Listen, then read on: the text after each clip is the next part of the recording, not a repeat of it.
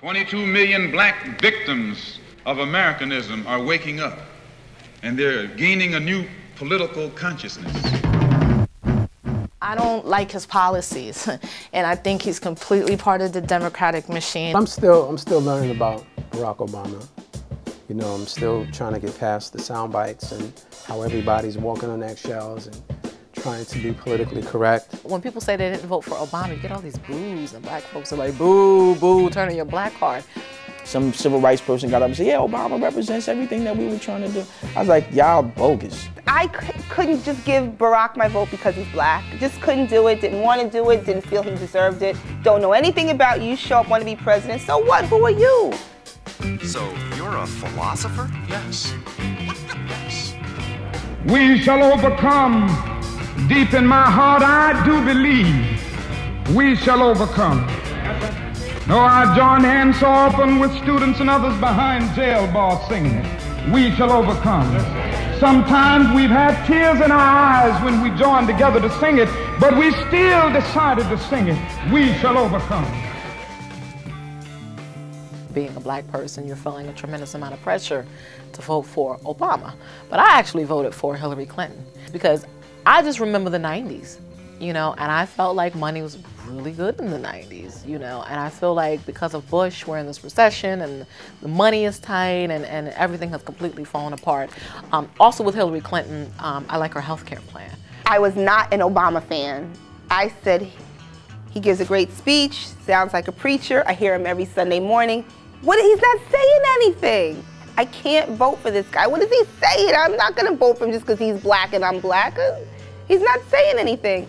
So I listened to his speeches and I said, I'm going with Hillary. Now I do a lot of correspondence for BBC. They call me up whenever it's a hip hop or urban thing, they call me up to come speak. And the last time I spoke at their 75th anniversary, on top of the 13 building, freezing cold, some civil rights person got up and said, yeah, Obama represents everything that we were trying to do. I was like, y'all bogus. You know, I gave him hell, you know. And I was like, you know, Obama, I don't even know Obama. At this time, I didn't. I don't even know this dude.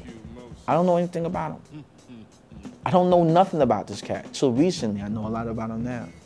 It's difficult to kind of really gauge someone who his words are measured.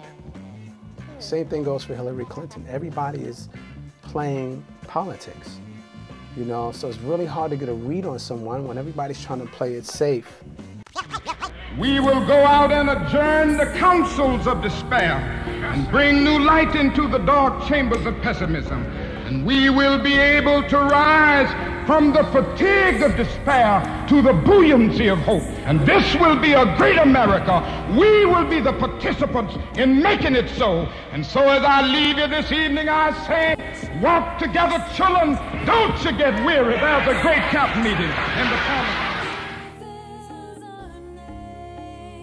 Obama literally gives people a sense of hope again. And when you have that, that's the best time to become and meet people and sway them to your political persuasion. Whether they're a Democrat or a Republican, we call them Dixiecrats or Republicrats. It's one and the same. It's 6 in one hand and half a dozen in the other. They all have agendas, and they all have to answer to someone.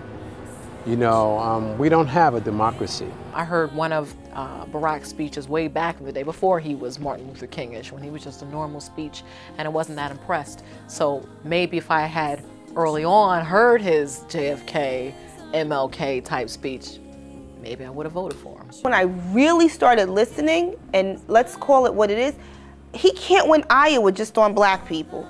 He can't win Nebraska just on black people. I'm like, yo, he's got white people behind him. And I really don't want to say I'm voting for him just because white people decided to give their stamp of approval, but they're kind of giving him the fighting chance. And I'm like, yo, he has a shred. There's like a little glimmer that he can make it. I'm voting for, now I'm a diehard, you know. I'm really down for Barack, and I hope he wins, and I hope he becomes our president. Look, white people in America, when they see an African American, when they see my husband, it's always in their back of their mind, damn, his ancestors were slaves because my people were part of that. At some level, white people gotta think that, even if they're racist or not. It's the history of the country.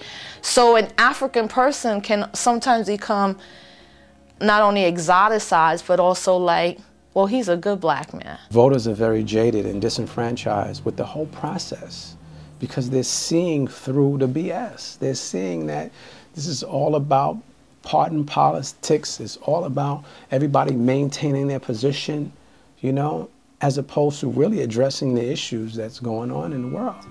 It was a creed written into the founding documents that declared the destiny of a nation.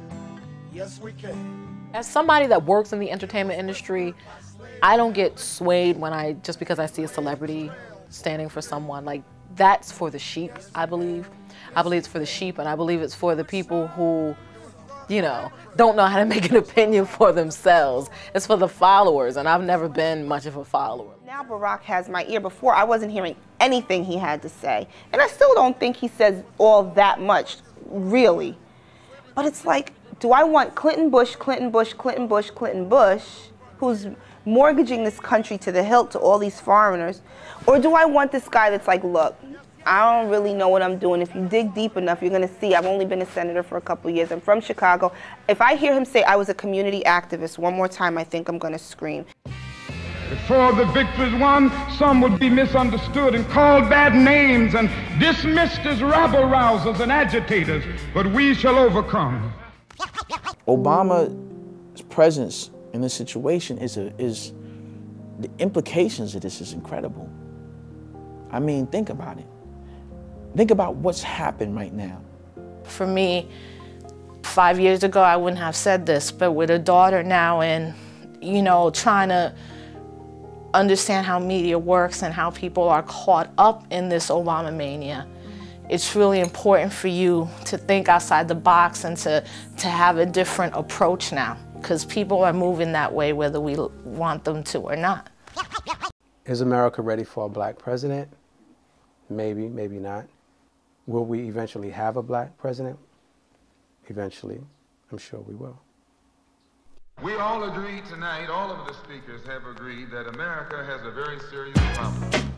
Not only does America have a very serious problem, but our people have a very serious problem. America's problem is